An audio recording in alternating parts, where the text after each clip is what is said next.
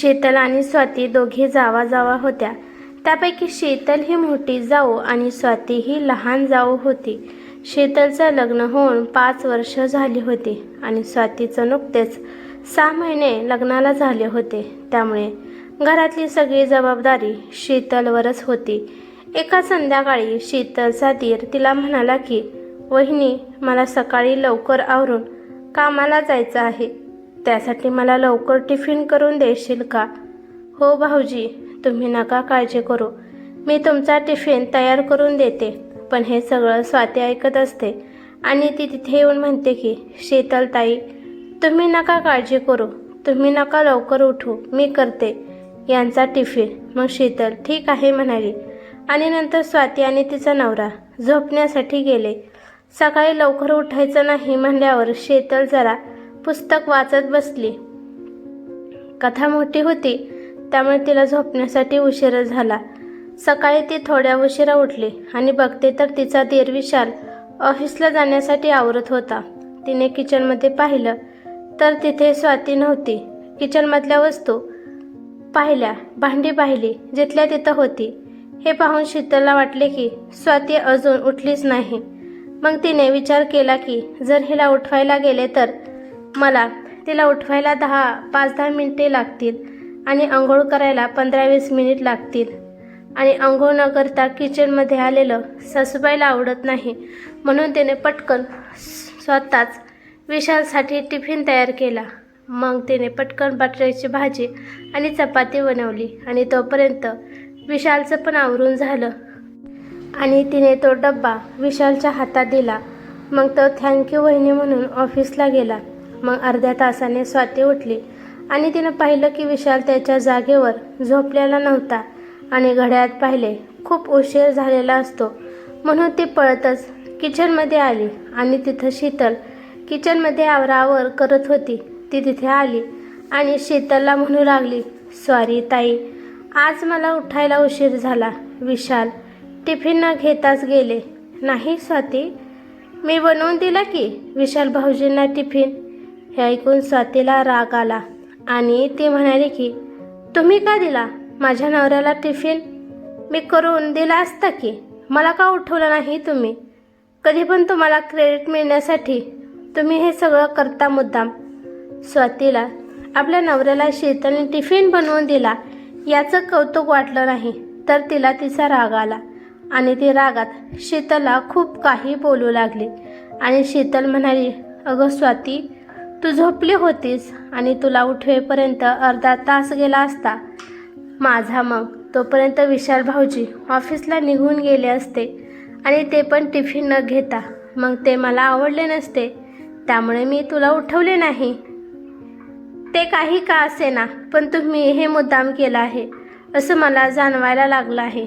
शीतल स्वातीला खूप समजावत सांगत होती की, पण स्वाती काय ऐकत नव्हती. स्वातीने त्या दिवशी काहीच काम केलं नाही आणि शीतलसोबत बोलली पण नाही. त्यांच्या सासूबाईला कळायला लागले की या दोघी एकमेकांसोबत बोलत नाही. नक्कीच ह्यांचं काहीतरी झालं असेल. पण सासू समजूतदार होती. त्यांनी विचार केला की हा त्या दोघीचा प्रश्न आहे, त्यांचे ते मिटवून घेतील. मी मध्ये न पडलेलंच बरं. जावा त्यांचं ते बघून घेतील असं म्हणून सासू आपली देवपूजा करत बसली. स्वातीला खूप इगो होता, पण शीतलला तिला बोलल्याशिवाय राहत नव्हतं. मग ती स्वतःहून तिच्यापाशी गेली आणि म्हणाली की, स्वाती, किती रागवणार आहेस ग माझ्यावर? जे झालं ते दे सोडून, चल आपण गप्पा मारत बसू तिकडे बाहेर. पण स्वाती काहीच न बोलता तिच्या बेडरूममध्ये निघून गेली. दुसऱ्या दिवशी पण रुसून स्वाती बाहेर बसली होती. मग तिथं शीतल गेली आणि ती रडून स्वातीची माफी मागायला लागली. स्वातीला काहीच फरक पडला नाही आणि स्वाती म्हणू लागली, तुमच्या मनासारखं झालं आहे तरी पण तुम्ही का रडत आहे? तुम्हाला सारखं घरात क्रेडिट पाहिजे असतं, सासूबाईकडून, बाबांकडून, माझ्या नवऱ्याकडून, तुमच्या नवऱ्याकडून, सगळ्यांकडून तुम्हाला कौतुक भेटलं की. पण मला एक दिवससुद्धा तुम्ही माझ्या मनासारखं काम करून देत नाही. सतत तुम्ही तुमची मनमानी करता. तुम्हाला सगळ्यात पुढे पुढे करायची लय सवय आहे. घरातील काम करता म्हणजे काय डोंगर उचलत नाही. हे एका मिनिटात होणारी कामं आहेत. ते मला सुद्धा जमू शकतात. तुम्हाला वाटतं की हे काम फक्त मला एकटीलाच येऊ शकतं, तर हे चुकीचं आहे. तो तुमचा भ्रम आहे. तो भ्रम तुम्ही काढावा आणि जास्त पुढे पुढे करायचं सोडून द्या. हे घर तुमच्या एकटीचं नाही, यात माझा पण हक्क आहे. त्यामुळे इथून पुढे जी माझी कामे असतील ते तुम्ही अजिबात करायची नाही, असं म्हणून स्वाती किचनमध्ये निघून गेली. शीतल मात्र तिथं शांत बसली होती. नेमकं कुठं चुकलं हेच तिला समजत नव्हतं. मी तिची मदत केली तर ती उलट मलाच का बोलत आहे? भल्याचा जमानाच नाही असा शीतल विचार करू लागले. मग तिने ठरवलं, जी तिची कामं आहेत ते आपण करायची नाही. हळहळ जावा छोट्या छोट्या गोष्टीसाठी भांडणे होऊ लागली. स्वातीच्या मनात माझ्याबद्दल किती राग आहे हे तिला समजू लागलं आणि तिला ते वाईट वाटलं. पण शीतल स्वातीला काहीच म्हणत नव्हती. दोघी भांडण पण करत होत्या, पण दोघींना पण एकमेकांबद्दल प्रेम होतं. तुझं माझं जमेना, तुझ्या वाचून करमेना अशी गत स्वाती आणि शीतलची होती. दोघी पण एकमेकींशिवाय राहत नव्हत्या. स्वातीचं नवीन लग्न झाल्यावर शीतलने तिला कोणत्याच कामाचे बंधन घातले नाही. स्वाती मस्तपैकी बाहेर फिरायची. नवीन लग्न झाल्यामुळे शीतल पण त्या दोघांना एकमेकांना समजून घेण्यासाठी वेळ भेटावा म्हणून कामाबद्दल कोणतीच तक्रार स्वातीपाशी करत नव्हती. स्वाती पण सासरी माहेरी असल्यासारखी वागत होती. रात्री विशाल संग फिरायला जाणे, सकाळी उशिरा उठणे रोज तशीच करायची. पण तिला हळूहळू समजायला लागलं की घरातली सगळी कामे शीतलताईच करत आहेत आणि त्यामुळे प्रत्येकजण शीतलताईचं गुणगान गात आहे. विशाल पण कमीत कमी दिवसातून 2-3 वेळा आपल्या वहिनीचं गुणगान माझ्यापाशी गातो हे तिला आता जाणवायला लागलं. स्वातीला आता ते खटकू लागलं आणि तिला पण शीतलसारखी इज्जत मिळावी म्हणून प्रयत्न करू लागली. शीतल काल झालेल्या प्रकरणाचा विचार करत होती. शीतलचा नवरा पोलीस होता आणि त्यांची ड्युटी दुसऱ्या जिल्ह्यात होती. त्यामुळे सासू सासऱ्यांना सोडून ती नवऱ्यासोबत गेली नव्हती. पण तिचा नवरा राहुल शनिवार रविवार सुट्टीला येत होता. तो शनिवारी आला आणि शीतल नाराज असलेले त्याला दिसले. तिने नाराज असलेले कारण सगळं खरं खरं सांगितलं. मग तिच्या नवऱ्याने आपण महिनाभर कुठेतरी फिरायला जाऊ आणि त्या महिन्यात स्वातीला पण घरातल्या कामाची सवय होईल म्हणून ते फिरायला जाण्याचा प्लॅन करतात. तिला जावं वाटत नव्हतं, पण तिला वाटलं की माझ्या चांगुलपणाचा स्वातीवर परिणाम होत आहे. त्यामुळे मनावर दगड ठेवून ती निघाली होती. शीतलला वाटलं हीच ती वेळ आहे की आपण बाहेर गेल्यावर स्वाती खूप छान पद्धतीने घर सांभाळेल. आम्ही फिरायला जाणार आहे म्हणून तिने घरातल्यांना कल्पना दिली. पण ती का जात आहे याचं कारण सासूबाईला कळालं होतं म्हणून त्या थोड्या नाराज होत्या. त्यांना माहीत होतं आजपर्यंत शीतलने खूप छान पद्धतीने त्यांची काळजी घेतली होती. त्यामुळे कधीच त्यांना सोडून बाहेर गेली नव्हती. शीतलच्या सासू सासऱ्यांची इच्छा होती की दोन्ही मुलांनी एकत्र आनंदी राहावे आणि त्यांची इच्छा शीतल पूर्ण करत होती.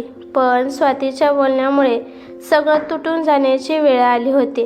पण स्वाती मनातून खुश होती, कारण का शीतल गेल्यावर घराचा सगळा ताबा एका महिन्यासाठी तिच्यावर असेल. कारण तिला आता स्वतः घरातील सगळी कामे करायला भेटतील आणि सगळ्यांचं कौतुक सुद्धा भेटेल म्हणून ती आनंदित होती. घरातील सगळ्यांना ती मी पण शीतलसारखी कामे करू शकते हे दाखवून देणार होती. एकदाचे शीतल आणि राहुल गेले आणि इकडं स्वातीचं रुटीन सुरू झालं. पहिल्या दिवशी स्वाती सकाळी लवकर उठली, स्वतःचा आवरून सगळ्यांसाठी चहा नाश्ता बनवला. पण स्वाती चहा नाश्त्यातच थकून गेल्यासारखी झाली. पण ती नंतर चांगल्या जोमात काम करू लागली. आज पहिल्यांदा सगळा स्वयंपाक तिने बनवला होता. तेवढा जमला नव्हता, पण पूर्ण केला होता. पण तरीही सगळ्यांनी तिच्या जेवणाची तारीफ केली. मग भांडे घासणे, कपडे धुणे, सासूबाईच्या देवपूजेच्या वेळेस त्यांची मदत करणे, सासऱ्यांना त्यांच्या वस्तू शोधून देणे, नवऱ्याला जागेवर सगळं देणे, बाजारातून भाजी आणणे, दळण आणणे, पीठ आणणे, अजून फरशी पुसणे, किराणाची यादी बनवणे, एवढा मोठा घराला झाडून घेणे, ते पण दिवसातून 2-3 वेळा, एवढं सगळं करणे.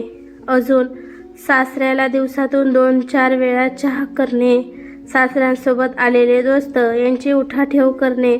तिला वाटले की जेवण आणि नाश्ता करणे म्हणजे एवढेच काम असते. माहेरी एकटीच मुलगी होती म्हणून आई वडिलांनी तिचे खूप लाड केले होते आणि अति लाड केल्यामुळे तिला कामाची सवय नव्हती. पण आता तिला कळून चुकले होते की घरकाम म्हणजे गृहिणीसाठी खेळ नाही. सर्व गुण संपन्न गृहिणी होण्यासाठी खूप कष्ट घ्यावे लागतात हे तिला आता उमगले. दिवसभर धावपळ करून दमून जायची, त्यामुळे स्वाती विशालच्या आधी झोपी जायची. शीतल घरातील कामे करत होती म्हणून ती दिवसातून 2-3 वेळा आरशासमोर असायची. पण आता या कामामुळे एक वेळेसुद्धा तिला आरसापुढे उभा राहता येत नव्हतं. तिला आता शीतलची आठवण येऊ लागली. कारण का ती होती तेव्हा ती बाहेर जाऊ शकत होती, संध्याकाळी फिरायला आणि लवकर झोपू शकत होती आणि उशिरा उठू पण शकत होती. तिला आणि विशालला एकांतात वेळ भेटावा म्हणून शीतल सारे कामे करत होती हे तिला कळून चुकले. शीतलताईने फक्त माझ्या भल्यासाठी हे सगळं केलं. तिला वाटायचं की शीतलताई त्यांना क्रेडिट मिळवण्यासाठी हे करत आहे. पण आता तिला शीतलताईला त्या दिवशी बोललेल्या गोष्टीवरून वाईट वाटू लागलं. स्वातीला तिची माफी मागायची होती, पण कोणत्या तोंडाने तिची माफी मागावी हे तिला समजत नव्हतं. नंतर सुट्टी संपल्यावर राहुल आणि शीतल माघारी आले. दोघांच्या येण्याने घर आनंदित झालं. घरात नवीन चैतन्य भरलं होतं. स्वातीच्या मनात शीतलबद्दल जे गैरसमज आणि ईर्ष्या भरली होती ती कधीच नष्ट झाली आणि तिने शीतलला आल्या आल्या मिठी मारून तिची माफी मागितली. शीतलला कळाले की स्वातीला तिची चूक समजली म्हणून ती आनंदित झाली आणि ती म्हणायला लागली, शीतलताई, तुमच्यासारखं मला घर सांभाळता आलं नाही. तुम्ही खूप छान घर सांभाळता. तुम्ही प्रत्येक गोष्ट आणि काम मनापासून करता आणि ते पण कोणताही आळस न करता. स्वातीचं बोलणं ऐकून सगळेच हसायला लागले आणि त्या दिवसापासून शीतल आणि स्वाती दोघे मिळून खूप छान सगळ्यांची काळजी घेऊ लागल्या आणि आपलं घर एकदम आनंदी ठेवू लागल्या. ही कथा कशी वाटली ते मला कमेंट करून नक्की सांगा. कथा आवडली तर लाईक शेअर नक्की करा आणि चॅनलवरती नवीन असाल तर चॅनलला सबस्क्राईब करा. धन्यवाद.